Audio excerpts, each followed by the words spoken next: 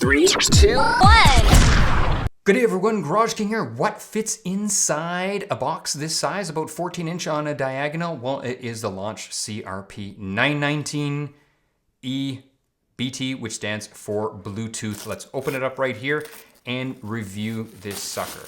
All right, at first glance, seems rather well built. I do wish it had that little pop-out thing on the back that some of them have so you can stand it up, but I mean, we can't have it all, I suppose. So you can see there's a screen size, almost 8 inches in diameter. You can see what it comes with. There is your OBD2 cord. There's your charging cord.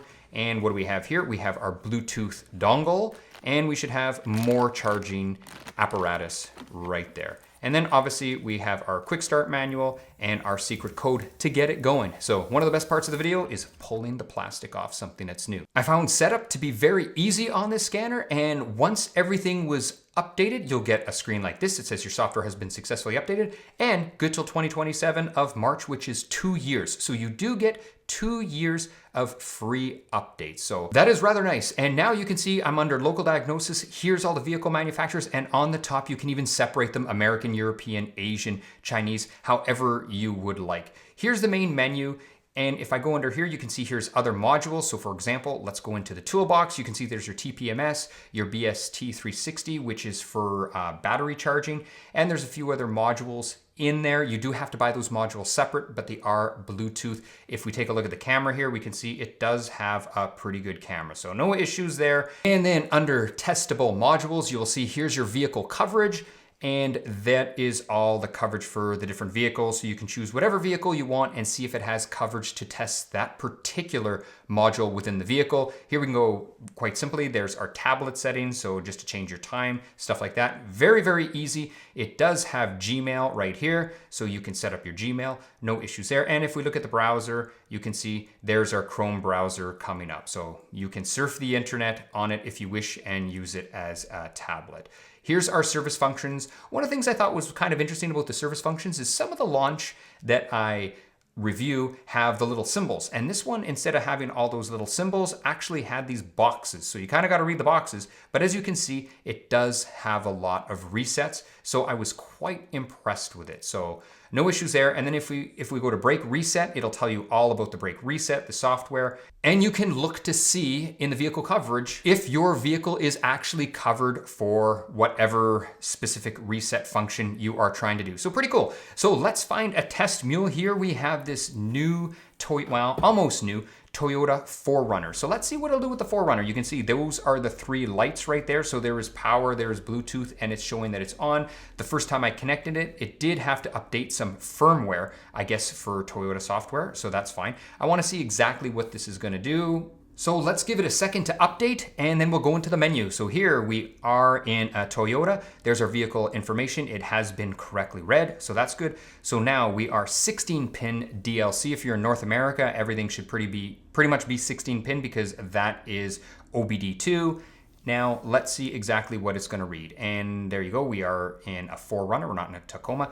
And there is the vehicle. Now, we get a warning. A lot of times we get this warning if, something happens with the communication, you just have to run it again. And I guess that's due to Bluetooth, but just so you know, it's never happened to me. Everything seems to always work out fine. So let's do a health report and see what happens. Now, obviously I'm speeding it up here just for the sake of not taking forever on the video.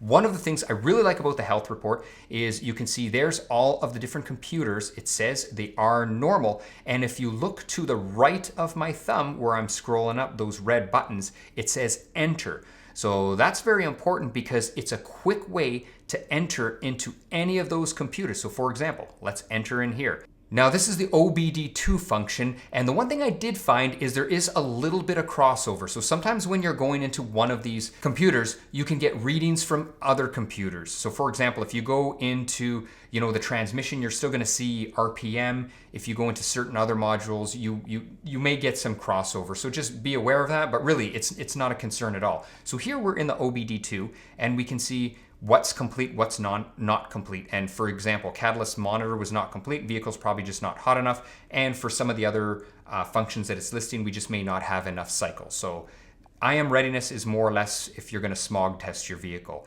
here you can see we want to check out what type of live data. So let's just select all. We're going to go OK. And there's our live data. We can scroll through it, or we can even graph it. So here's a bunch of graphs right here. You can see we can fit quite a few of them on the screen. And obviously the more you fit on the screen, the tighter it's going to be. I believe you can fit about 8. That's what I have on the screen now. However, if you combine it, you can only combine 4.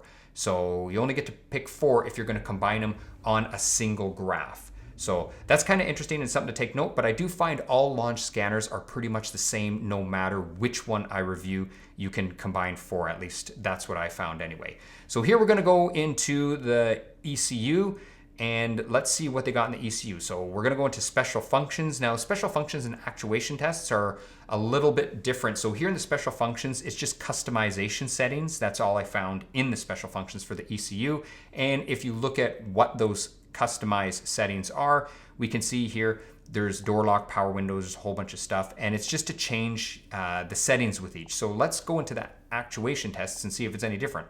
So for example, here is our door locks. So let's see if our door locks are going to work. So we can pick monitoring data. So during our door lock test, we can pick any one of these to watch in the background if we want, or we don't have to watch anything in the background. It's just up to you if you want to watch something in the background while you're testing something specific. And that's important to know. So for example, if you're testing door locks, you may want monitoring data for, something else, with your immobilizer or something, just to see if there's any crossover. So here, for example, I'll pick daytime running light function. So it's on.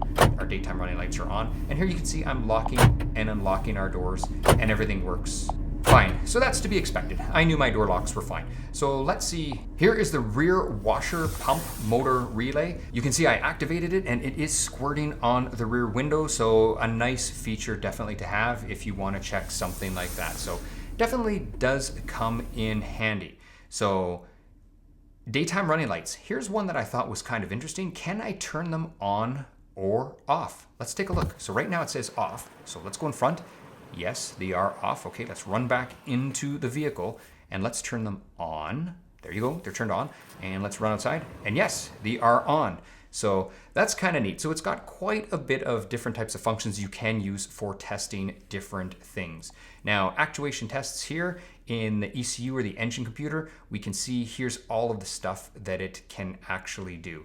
So it's quite comprehensive and it does have a lot of things that you can test, that come in handy. And a lot of, I find, what you pay for these more expensive scanners is the ability to do more tests. Like for example, here's cylinder compression. So it doesn't actually measure the compression, but what it does is it prevents the engine from starting, so you don't have to pull fuses, etc. So this way it's easy for you to put a compression tester on and measure the compression of the engine. So it just saves you time when you're doing your diagnostics. And here you can see, here's some other stuff here, air conditioning. So let's see, for example, what's it going to do with our air conditioner? So let's go into actuation tests and see exactly what we can do with actuation tests. So if I look over here, a lot of the scanners will have magnetic clutch relay. I don't know if we're going to be able to hear it or not. Let's say no monitoring data. We don't care about that. So we can energize it. So there it's on or off. And I don't know if you heard that. I can barely hear it. So you probably couldn't hear it. So let's go to something else that I can sort of prove to you it works. So for example, here's the blower motor. So let's turn the blower motor on and adjust it upwards towards max and see what happens.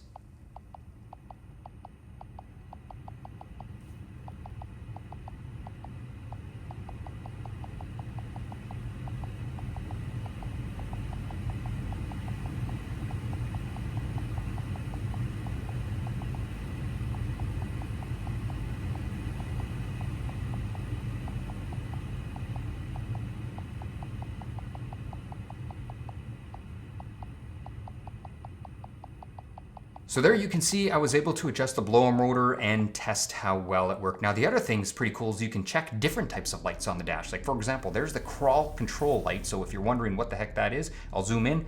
That's the crawl light. So I'm actually turning it on and off with the scanner. And you can do it with multiple lights. So let's take a look at the scanner again and let's see what other light we can do. So let's go back from the crawl light and let's try with the brake light.